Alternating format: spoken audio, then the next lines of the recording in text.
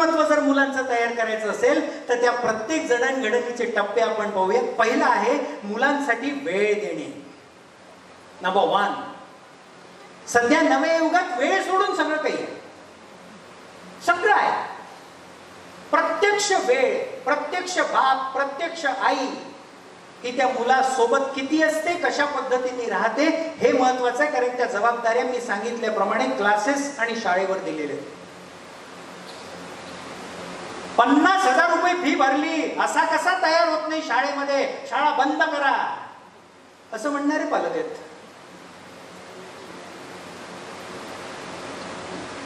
Coaching classes लावायचे, तिथं पाठवायचं. अहो इतकंच काय, पण संस्कारांचे देखील वर्ग चालवतो तुम्ही. इथे बसलेल्या माझ्या पिढीच्या कोणाला संस्कार वर्गामध्ये जाण्याची गरज होती? कारण आजीच्या किंवा वडिलांच्या मांडीवर बसून ध्रुव ताऱ्याची आणि रामायण महाभारताच्या गोष्टी तुम्ही आम्ही ऐकल्या. आता काय ऐकत नाहीत? कोण शोधणार याचं उत्तर? कसं शोधणार? त्याच्यासाठी द्यावा लागतो वेळ, आणि तो वेळच नाही आहे. जेवताना मंगळे सर वडील बाजूला फोन ठेवून बोलतात, लॅपटॉपवर बसतात, लॅपटॉपचं काम चालू राहतं. घरातली जेवण टेलिव्हिजन सिरियल सोबतच्या पात्रांसोबत होतात. हे बदलेल कोण? कोण पुढाकार घेईल याचा? आणि तो वेळ आपण कसा आणि कधी देणार आहे? त्या पोराला बोलण्यासाठी वेळ तरी देतो तुम्ही आम्ही? त्याला शेअर करण्यासाठी बाप अवेलेबल आहे? आणि म्हणून त्या थॉमस ग्रेचं पोर्ट्रेल जे त्या दिवशी पण मी सांगितलं होतं, जगातलं सगळ्यात सुंदर चित्र.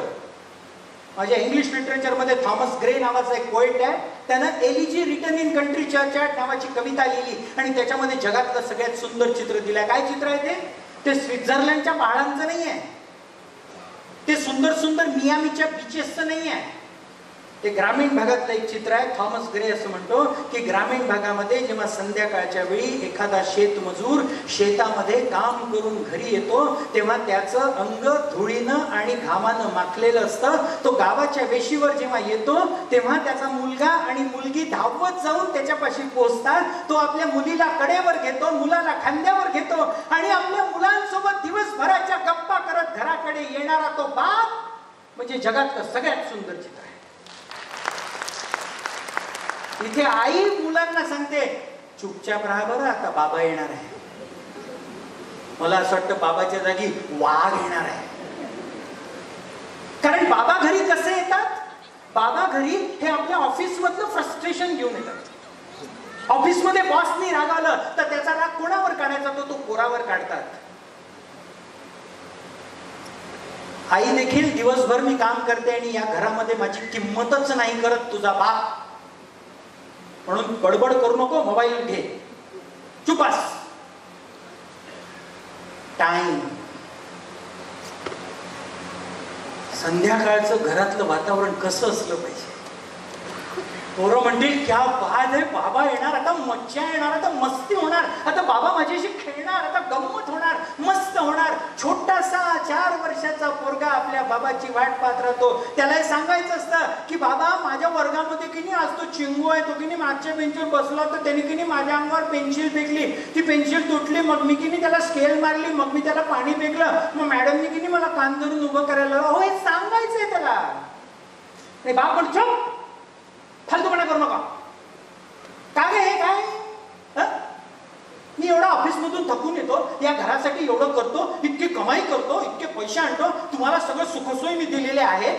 काय करतो आपण? भौतिक सुखांनी भरपाई करण्याचा प्रयत्न करतो. आणि म्हणून मग आपल्या मुलांशी आपण बोलू शकत नाही. याचं वैषम्य ज्या पालकांना वाटत असतं ते पालक हाताला धरून पोरांना मॉलमध्ये घेऊन जातात. तुला पाहिजे ते चॉकलेट घे, तुला पाहिजे तो ड्रेस घे, किती रुपये चिंता करू नको, तू चिंता करू नको, तुझी आई जरी रागवत असेल तरी 50,000 रुपयाचा आयफोन घे. काय आहे ते? गिल्ट आहे तो, गिल्ट. मी वेळ देऊ शकत नाही तर मी पैसा देईन, मी वेळ देऊ शकत नाही तर महाग महाग वस्तू घेऊन देईन. त्याला 50,000 रुपयाचा आयफोन नको आहे, त्याला बाप घोडा झालेला पाहिजे, त्याच्या पाठीवर बसून त्याला फिरायचं आहे. हे कधी ओळखणार? हा वेळ आपण कधी देणार? आणि प्रत्यक्ष व्यक्तींच्या सहवासाला पर्याय नाही आहे कधी. मुलांच्या डेव्हलपमेंटमध्ये आई बाबांचा प्रत्यक्ष सहभाग याला पर्याय नाही, आणि त्याचा पर्याय ते कुठे शोधतात हे मी तुम्हाला सांगणार आहे. हादरून जाल तुम्ही. आम्ही कुठे शोधतायत तो पर्याय? जरासा मोठा झाल्यानंतर ते मोबाईल लॅपटॉप ठेवून आपल्या पोरासोबत अशा छान पद्धतीनं बसलेलं ते कुटुंब. किती छान चित्र आहे ना. या वर्षीच्या पावसात आपल्या पोरांना भिजवूयात की, काही सर्दी खोकला होत नाही. गाडीवर बसून पोराला धुवाधार पावसात फिरवून आणू. बघ काय मजा आहे रे पावसात फिरण्याची. पावसावरच्या कविता व्हॉट्सअपवर आणि फेसबुकवर एकमेकांना पाठवण्यापेक्षा प्रत्यक्ष पावसाचे ते तुषार असे आपल्या चेहऱ्यावर आणि आपल्या पोराच्या चेहऱ्यावर उडवून पाहू तर खरी क्रिएटिव्हली कसं होतं ते.